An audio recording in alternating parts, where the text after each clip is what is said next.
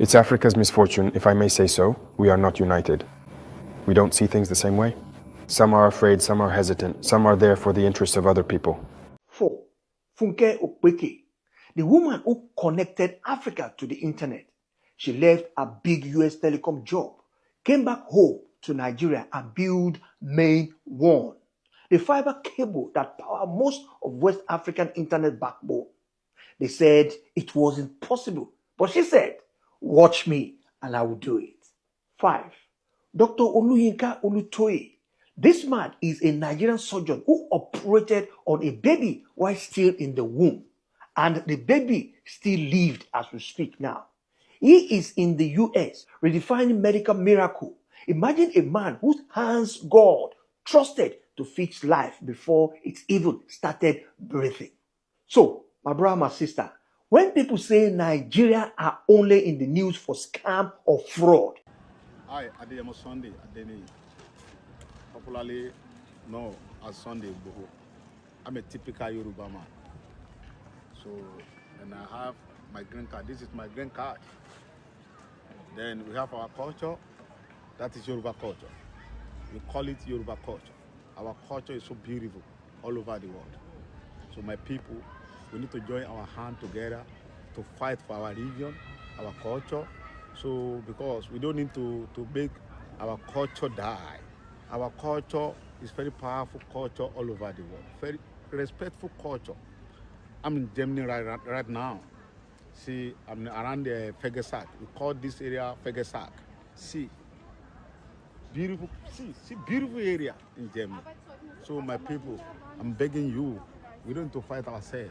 We need to join our hands together to fight for our region, our culture. Very, very important. Kindly subscribe to YouTube channel and follow on Facebook page at Dr. Zabby's Talk Show. The West, there are people who grew up over there, did everything over there, and then they come and are made heads of state in Africa. So they're the ones who control all of that. And so Africa can't have its own opinion. So as soon as we came to power, we had hoped that we would be allowed to work quickly and make progress. Unfortunately, some people approached us and wanted us to go along with them because their goal was not for the war to end anytime soon. I'm talking about certain foreign forces that were present on our soil. We had heated debates with diplomats from elsewhere on the matter. But no one wanted us to move toward ending this war. We understood this through the messages. If people actually came to us and told us that we had to accept them supporting the terrorists while also supporting us, it means exactly what it sounds like. It's a war being deliberately maintained. So we quickly understood and we got rid of all the forces that were present here, whether French or American forces, and we realized that the real struggle would come afterward. The second thing was also we believed that we still had at least a minimum stock of weapons and ammunition. Today, I can tell you what I found, for example, in stock. There was just one supply line for all of Burkina Faso with less than 100,000 Kalashnikov rounds. And as for weapons, we barely had 100 of them. Simple ones. It was necessary to re-equip to strengthen the army in terms of personnel, weaponry, and everything else. So, if these prerequisites were met, kindly subscribe to YouTube channel and follow on Facebook page at Dr. Zabby's Talk Show. The 3-month objective was indeed possible, but there was nothing. We were not prepared for war, neither in terms of equipment nor in terms of manpower.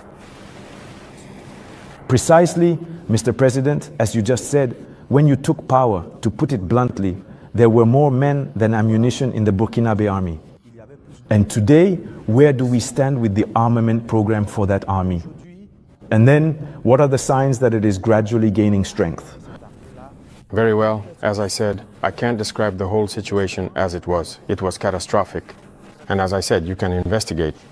There may even be soldiers in this room who were on the front lines without weapons that existed in our army. So these were situations where we thought it was just, I wouldn't say bad faith, but an incomprehensible situation. For us, the weapons were there, and yet they refused to equip them.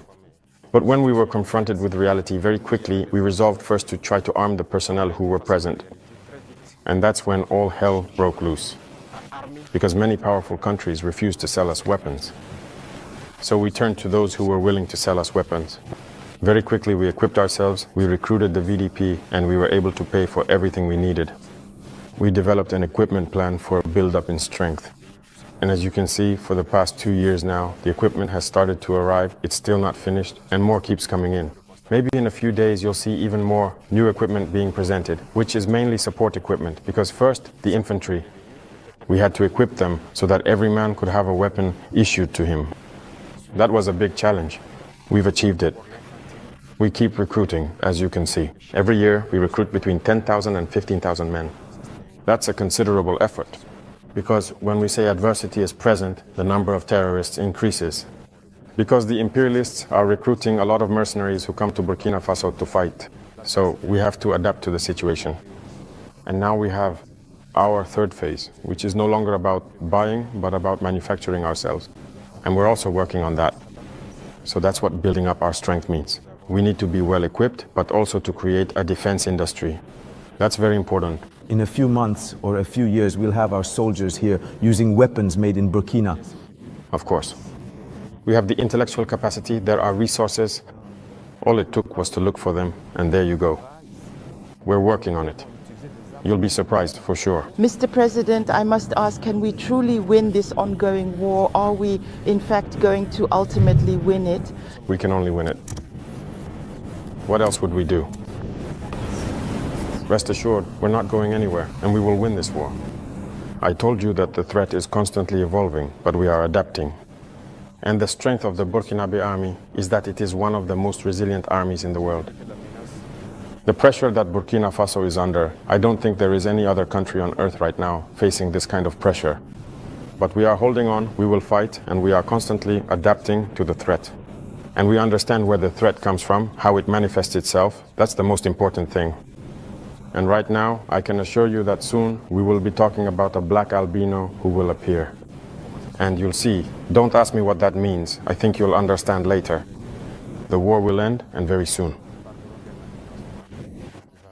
Guys, whatever you do, please do not laugh. Let's watch this together.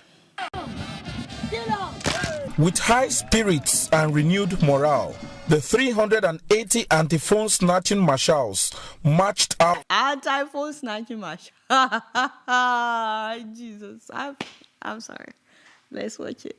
Marched out of camp on Sunday, marking the end of their intensive training.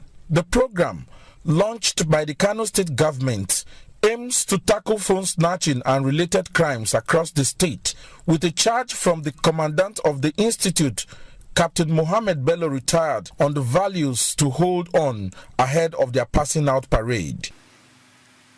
I'm so sorry. What is going on? Like, how did we get... Wait, this is the commander. You have to work as a team that you have stayed there for 2 weeks. You are to work together. You are to ensure that you protect one another and do exactly what you are supposed to do professionally. Instructors said the recruit passed through rigorous sessions to build fitness, close order combat and surveillance tactics.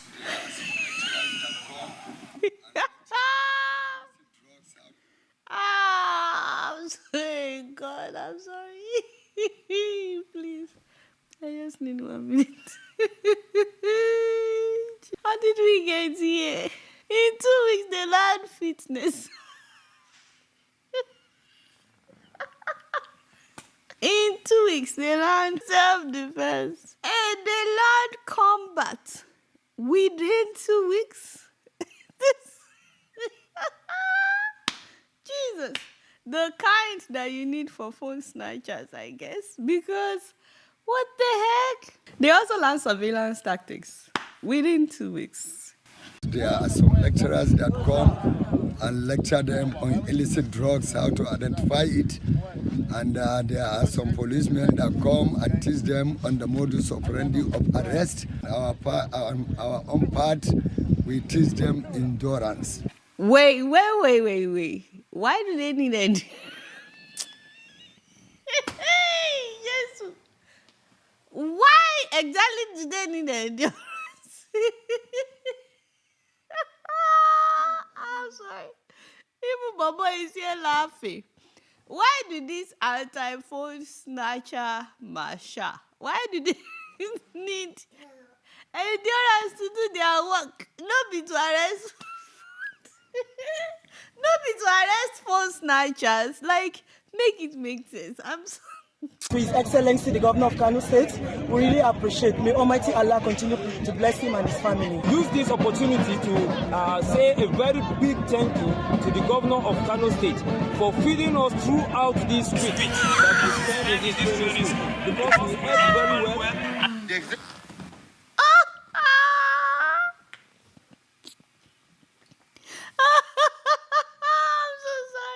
The guy didn't even talk about his intensive training or his newly acquired skill. But you're talking about the food. The food that you ate.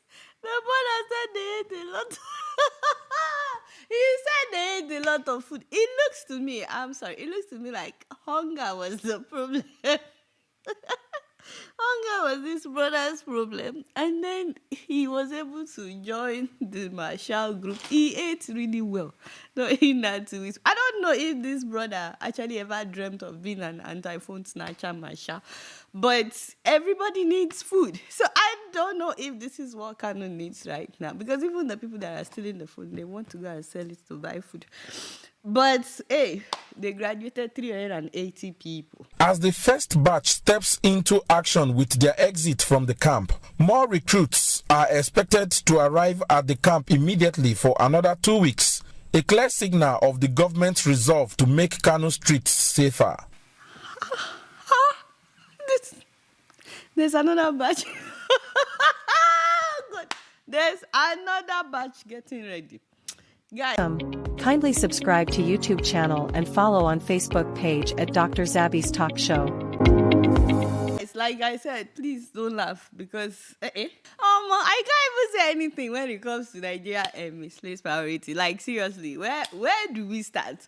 Let's talk about real issue, actually, because speaking of insecurity, now it has gotten to Kwara State. A month ago, more than 200 bandits on bike rode into Babanla, killing 5 people, including a police officer, and kidnapping others. By the way, that's not the first time that they attacked a community in Kwara State. Many towns have now been deserted in Kwara. People are literally leaving their homes behind. This thing is coming too much. Bidodowu, Gomu, Tele, nobody there anymore. There's nobody.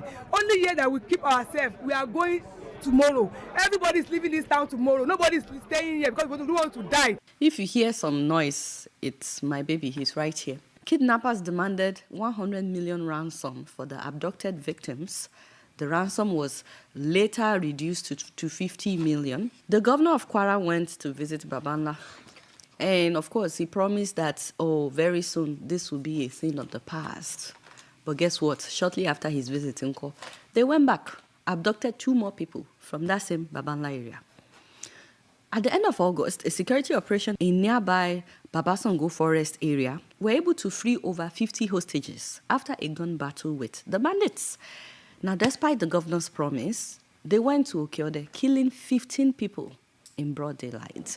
I can't be showing you guys videos of dead bodies on the ground. YouTube will flag it, but I'm sure you've seen it. 15 people, hunters, vigilantes, traders, a traditional leader, and young men who had been the community's first line of defense. Families were kidnapped, entire compounds emptied, and hundreds of residents have fled in panic. You know that Sunday Vanguard reported that right now 9 local government areas in Kwara State are under siege. They said that these bandits are mostly herdsmen from Zamfara and Sokoto states who infiltrated Kwara through Niger State. In connivance with some locals, there are 16 local government areas in Kwara. 9 are now being attacked. And I think that the most annoying thing is that every time the governor visits a place that had been attacked, he will always start by thanking the security operatives for their swift response. That drives me crazy because they always take their time, these bandits. In Babanla, the bandits were operating for 2 hours. What swift response are we talking about? Or is it that we don't know the meaning of swift anymore? In Okeode, they had security patrolling everywhere all the time until it was time for the bandits to attack. Suddenly, no security forces anywhere. They could not be found anywhere. In broad daylight, these bandits came and killed, they massacred people in broad daylight. Security forces were nowhere to be found. In fact, a local hunter who narrowly escaped death in Okeode, the man said that their guns were taken away from them just the day before the bandits attacked. This man said that a military officer, he said it was a military officer that collected most of their guns, left them with very few. Most of their guns the previous day, telling them that they wanted to go and service the guns for them. He said he kept the guns and their bullets inside the house and he locked the door. He traveled to Ajase to spend the night at Ajase. The following morning was when the bandits came. And you want people to believe that this was a coincidence? He collected their guns the day before, locked it up, traveled. The bandits came the next morning. And you want us to believe that that was a coincidence? So every time you hear the governor saying, I want to thank the security forces for their swift response, you want to be like, sir, what part of the memo are you not getting? The people are saying, first of all, that the security forces are not protecting them and that they are usually withdrawn just before the attack. Number two, the people are saying that the hunters that are laying down their lives in order to protect their people are not well equipped. The hunters are not well equipped. The hunters have been saying that their own weapons cannot withstand the sophisticated weapons that the bandits are using. And in the case of Okeode, they literally took most of their weapons from them the day before the attack. But the governor is just going from town to town, promising that this will be the last attack. You know, just a simple thing as equipping the hunters with better weapons will prove to people that maybe the governor actually cares. Guys, the traditional leaders are actually trying. Many of them are not even getting salaries, yet they levied each other in the Igbomina area. Some of them contributed 250,000, some 150,000, trying to buy weapons for their hunters. But the weapons that they are buying cannot withstand the weapons that the bandits have. Go to Oko. Once it's 6 o'clock, everybody will rush in. A few weeks ago, the Yajo-Yajo of Oko was kidnapped. Hola, the same story.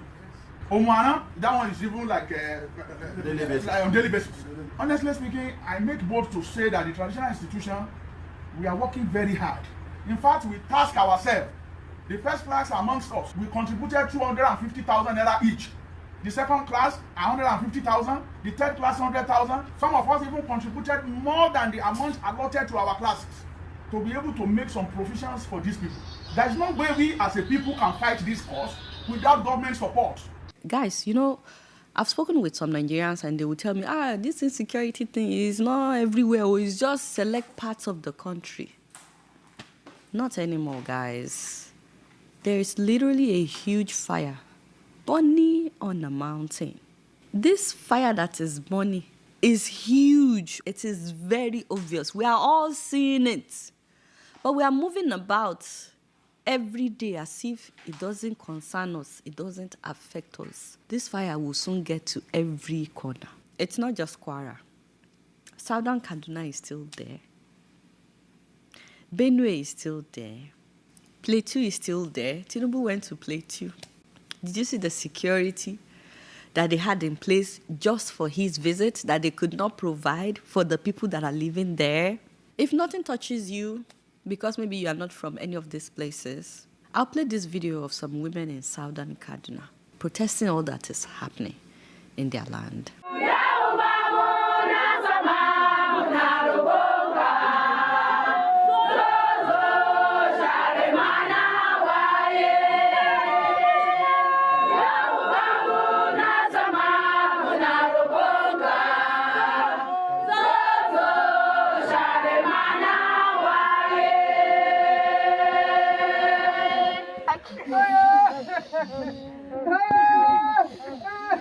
Wow.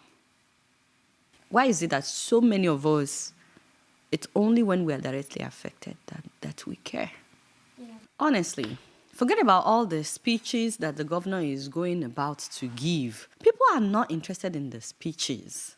All that they are saying is, whatever you would have done if it was your house, if it was your compound that was raided by bandits and they killed people, whatever you would have done in that instance is what the people want you to do for them. The same way you valued the lives of those around you is the same way these people valued the lives of their loved ones that have been killed.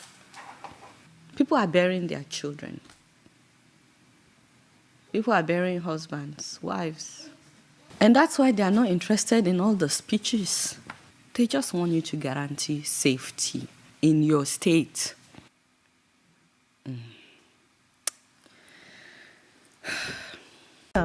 Kindly subscribe to YouTube channel and follow on Facebook page at Dr. Zabby's Talk Show.